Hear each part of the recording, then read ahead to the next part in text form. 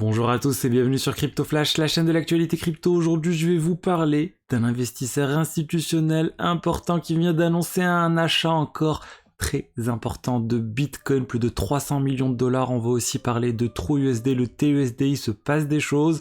On va parler d'exchange, je vais vous parler de NFT et de plein d'autres sujets. Pour ceux qui connaissent pas la chaîne, tous les jours je vous fais une synthèse des meilleures actualités du jour sur les cryptos. N'hésitez pas à vous abonner, activer la cloche pour ne rien rater. Et on va commencer avec le cours des crypto-monnaies. On a une légère baisse aujourd'hui, 30 400 $, moins 0,4%.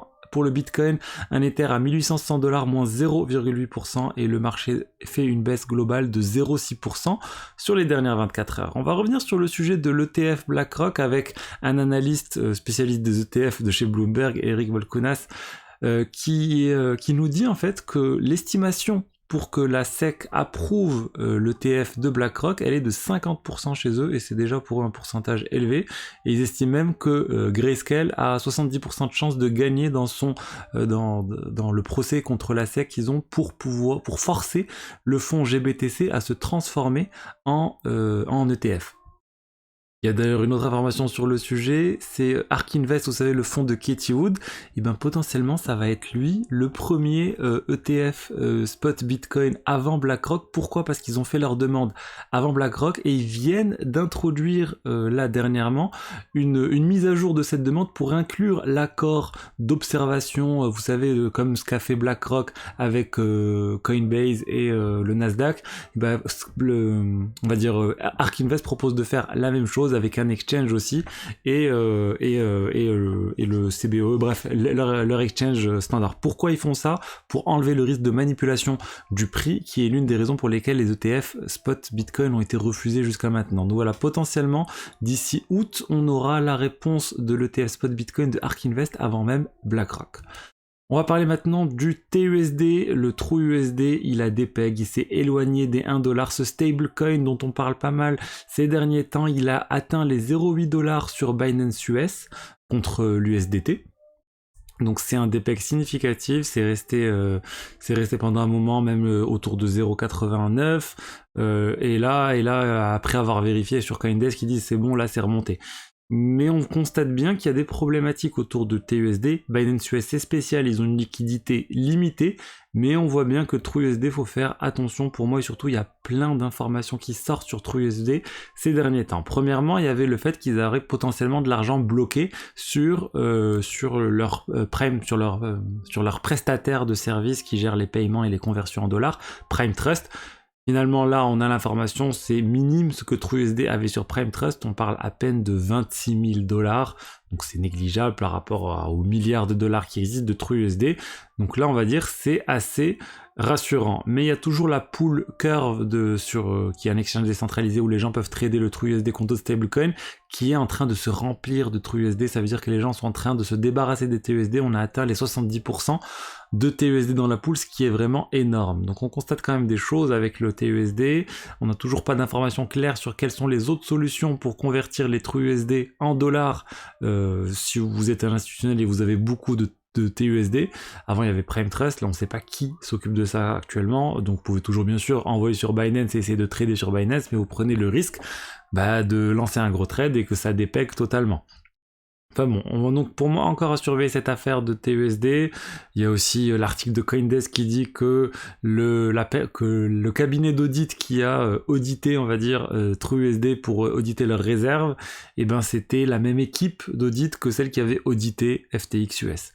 Donc tout ça pour dire attention, c'est assez louche, etc. Mais bon, limite pour moi, il y a un faisceau d'indices en fait qui montre qu'il se passe des choses pas très nettes avec le TUSD, et c'est pour ça que je vous ai dit, moi je m'éloignerai de ce stablecoin. On va parler maintenant de Prime Trust, je vous ai dit, le prestataire de paiement de TUSD, et ben c'est bon, il est vraiment en train d'être fermé par les autorités du Nevada. On a beaucoup plus d'informations et ils ont vraiment un gros trou de plusieurs dizaines de millions de dollars. Pourquoi en fait? Parce que ils ont perdu l'accès à des wallets qui contenaient des dizaines et des dizaines de millions de dollars. Et du coup, ils ont perdu cet accès en 2021. Ils ont continué de faire comme si de rien n'était. Et quand des utilisateurs avaient besoin de retirer des cryptos, ils prenaient les dollars que les utilisateurs avaient déposés sur Prime Trust, ils les convertissaient en Bitcoin au marché ou autres crypto-monnaies et ils les renvoyaient. Donc il y a eu un déficit qui s'est creusé et finalement ils n'ont pas pu tenir. Mais bon, pour l'instant, encore une fois, TUSD ne semble pas être impacté. En tout cas, c'est négligeable, donc c'est assez rassurant pour TUSD sur ce point-là. Mais je vous ai dit, il y a d'autres points qui sont quand même plus inquiétants.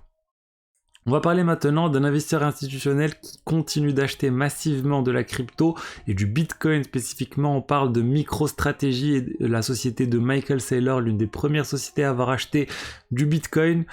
Et bien là, ils viennent de révéler qu'ils ont acheté encore 347 millions de dollars sur les 2 derniers mois, entre le 29 avril et le 27 juin. Et là, en fait, certaines personnes disent « Ah, mais c'est pour ça que le cours du Bitcoin a monté suite à l'annonce de BlackRock, c'était juste Michael Saylor qui achetait du Bitcoin. » Je pense pas que ça soit uniquement ça, Il y a d'autres choses, lui, ça s'est étalé quand même pendant un certain temps, et je pense qu'il y a clairement eu plein de sociétés qui ont changé d'avis en fait suite à cette information sur BlackRock qui se lançait sur le Bitcoin. Donc non, je pense pas que c'est que Michael Saylor, et on l'a vu, ça a impacté un peu toutes les cryptos quand même, la hausse qu'il y a eu post BlackRock.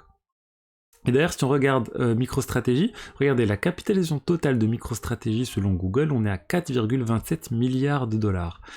Et combien MicroStrategy a de Bitcoin? 4,6 milliards de dollars. Donc ils ont plus en valorisation de Bitcoin que toute la capitalisation de leur société. Donc en fait, c'est limite déjà MicroStrategy, le premier ETF Bitcoin, parce que vous pouvez acheter des actions MicroStrategy et ça vous donne une exposition énorme au Bitcoin.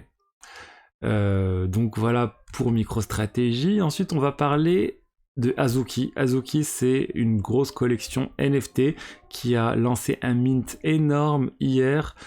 Plus de 38 millions de dollars ont été récoltés en 15 minutes uniquement. Donc c'est énorme pour eux parce que ça leur fait 38 millions de dollars pour payer les salaires, pour faire plein de choses. Mais ça a quand même été beaucoup critiqué. Cette nouvelle collection qu'a lancée Azuki, les Azuki Elementals, ils sont critiqués pour être très proches en fait de la collection initiale Azuki. On peut voir ici, regardez, vous avez les Azuki Elementals. Si OpenSea veut bien se charger, mais bon, ça reste toujours dans l'inspiration manga.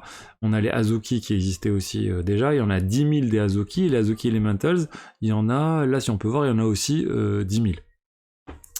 Et regardez, en fait, ça se rapproche énormément des Azuki, même au sein même de la même collection, dans certains cas, il y a eu des bugs, il y a eu des NFT Elementals qui sont les mêmes, et là, l'équipe s'est excusée en disant, voilà, on est désolé. Et en fait, ils se sont juste globalement excusés en disant, désolé, effectivement, c'est trop proche d'Azuki, ça dilue un peu le pouvoir d'Azuki initial, et surtout, ça a eu un impact sur le prix. Les Azuki Elementals étaient mintés à 2 Ethers, donc vous pouvez en acheter pour 2 Ethers initialement, et là, le prix minimum c'est 1,45 Ether, donc ça a perdu de la valeur. Et ça a eu un impact sur le cours de Azuki de la collection initiale, elle aussi a perdu de la valeur. On est à un floor price de 8,49 Ether. Donc c'est clairement en baisse, on a une baisse d'environ quand même 44% suite à l'introduction des Azuki Elementals. Donc après, je pense que la société derrière Azuki n'avait pas trop le choix. Ils sont en train de constater une réduction des royalties. Et du coup, pour pouvoir gagner de l'argent et pouvoir build et construire des choses sur le long terme, ils n'ont pas d'autre choix que de sortir des nouvelles collections et de récolter comme ça des millions de dollars, bien sûr au détriment des détenteurs de leur collection initiale. Mais voilà, c'est un business model, et il faut qu'ils arrivent à trouver des moyens de gagner de l'argent, et pour moi c'est là au moins ils sont tranquilles pour plusieurs années, mais voilà, à quel prix?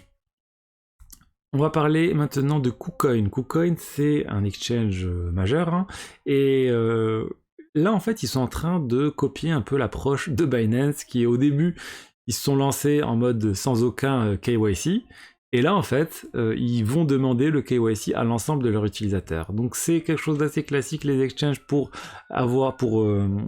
obtenir une part de marché importante, ils enlèvent tous les frais pour inscrire les utilisateurs et avoir le plus d'utilisateurs possible, et une fois qu'ils atteignent une taille assez importante et qu'ils veulent commencer à être régulés, sinon ils vont être interdits partout, et ben ils commencent à mettre en place des mesures de KYC pour faire plaisir aux régulateurs et ne pas être interdits.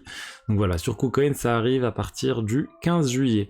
Et la dernière news, je voulais vous parler de FTX. FTX, il se passe des choses autour de le lancement de FTX 2.0. Donc l'exchange FTX, c'est en train d'être étudié pour le relancer. Et là, en fait, FTX attend en fait les propositions de partenaires qui pourraient les aider à relancer l'exchange, des joint ventures, de l'aide technique.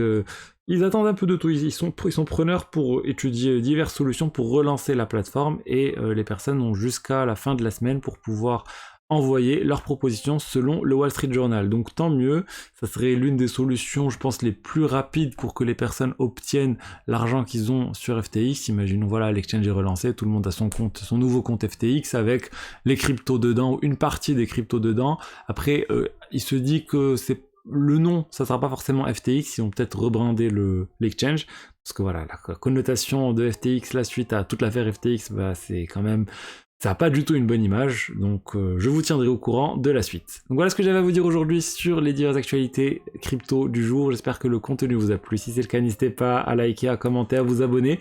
Et je vous dis à demain pour la suite. Au revoir.